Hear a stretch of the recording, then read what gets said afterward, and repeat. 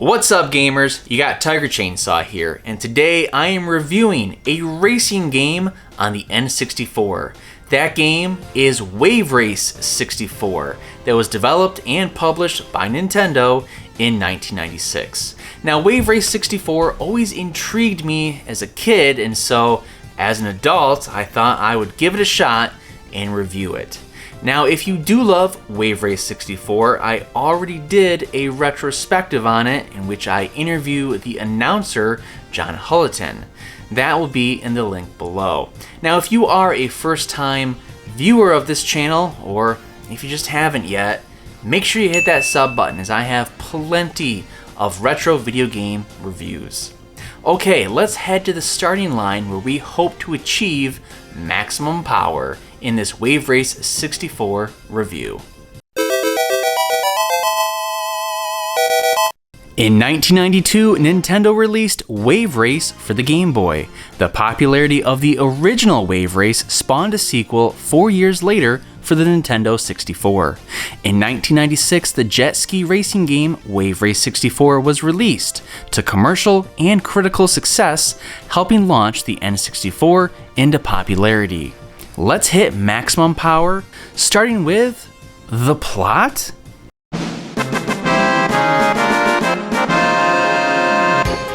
Yeah, there's no plot. This is a jet skiing game.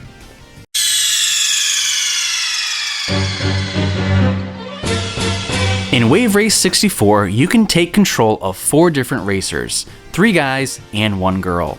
I personally always chose the third racer that was named M. Jeter, who wore a blue and red water suit. This guy was the typical white guy, which I am. The other racers included an Asian guy, a fat guy, and a blonde girl. The first thing that you'll notice is the brightly colored graphics that instantly grab your attention. The crystal clear blue water and the colorful outfits and scenery put a really nice touch on this game. It makes you feel like you're in the environment of a jet ski race. There's a few modes that you can try your hand at. Championship mode will have you racing against 3 other racers in a series of courses. For my championship run, I chose normal mode, which gives you 6 courses.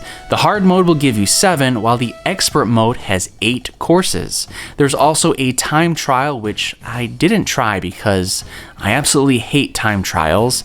And there's also a stunt mode, but I didn't partake in that either because, well, I suck at stunts. During my run to the championship, all I was concerned about was gaining maximum power. Now that is crucial because once you achieve that, your jet ski is boosted with the top speed. Now in order to achieve maximum power, you need to weave in and out of the buoys without missing any of them. If you do, your power meter resets. Speaking of maximum power, the overall tone of Wave Race 64 is a cheery one. From the colors to the announcer who screams enthusiastically when you win the race or receive maximum power. It's really fun to listen to, and that's just a small detail that I love about Wave Race 64. But just because a lot of the courses are beautiful doesn't mean that you're going to be racing in crystal clear water the entire time. One of my favorite courses was Drake Lake. It's a foggy race around a lake that you'd find maybe down south, and there's plenty of ducks on it that fly away when you zoom by them. In the advanced races, you can race near an ice glacier, a few naval yards, and even an island that has a killer whale in it. The courses do get more difficult the further you get into the championship mode. Most of the courses will start to have obstacles like floating water spikes or wooden poles that stick out of the water that you need to avoid. If you hit them, your power meter goes down. Each course in Wave Race 64 was really unique, and it just fits perfectly into an arcade racing game. While the graphics haven't really aged that great for Wave Race 64, the water physics are incredible in this game. It's gotta be one of the best water physics games on the N64. The water really does pull or push you, and there's a really good resistance when you hit the water or the wave. I did end up winning the championship in normal mode, but I don't think I would have fared as well in the harder modes. Normal mode was enough for me. One of the biggest aspects to the gameplay of Wave Race 64 is the joystick. It is incredibly sensitive and crucial into steering the jet ski, but also shifting the weight of the rider, which affects how the jet ski handles. You'll be able to shift the center of gravity by leaning forward or backward in order to balance your jet ski against the upcoming waves. Tilting the joystick in various ways will also give you a quick turn around sharp corners. I mentioned in the beginning that I wasn't really good at stunts. They do earn you points, and I think that they do boost the power meter, but I never really used them. You can do a bunch of different tricks though by going off ramps. But in order to perform them, you need to master the joystick, which I didn't. You'll be able to do flips, barrel rolls, handstands, but also the joystick is key in how you go off a ramp. Sometimes you'll go off a ramp and you'll land underwater, in which you need to position the rider with their weight to pop back up in order to keep going.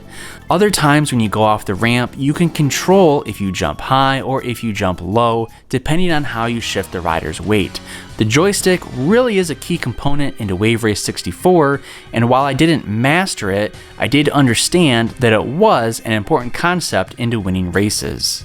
As I stated, I picked the racer M. Jeter. Each of the 4 racers have different statistics on them. Some of them are great at acceleration or handling, while others are great at top speed or collision stability.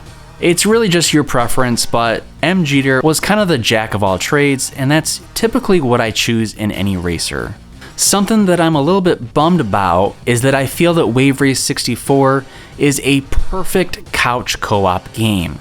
But unfortunately, I didn't have any of my friends on the couch with me to experience that, so I played the entire game by myself.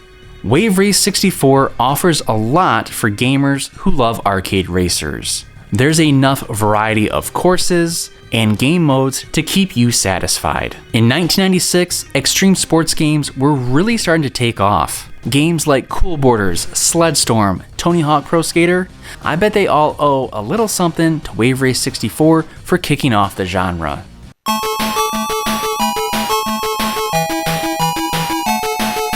Wave Race 64 is a superb, unique racer for the N64.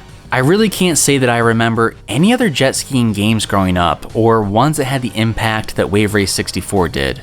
The unique courses all help shape Wave Race 64 into a really fun arcade game.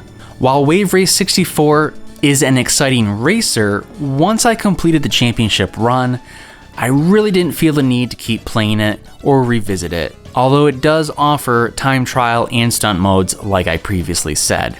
But the bottom line is that I'm giving Wave Race 64 a 7.5 out of 10, which means it's a good game. If you love arcade racers or extreme sports games, you really should play this game and give it a chance. I bet it is a blast with friends on the couch. So that's my Wave Race 64 review. Where does this game rank for you among other N64 racers? Who did you always pick as your racer, and what's your favorite course of Wave Race 64? Let me know in the comments below, and of course, while you're there, don't forget to like this video and subscribe to my channel to watch plenty of retro gaming content. Thanks for watching. Make sure you play a video game today.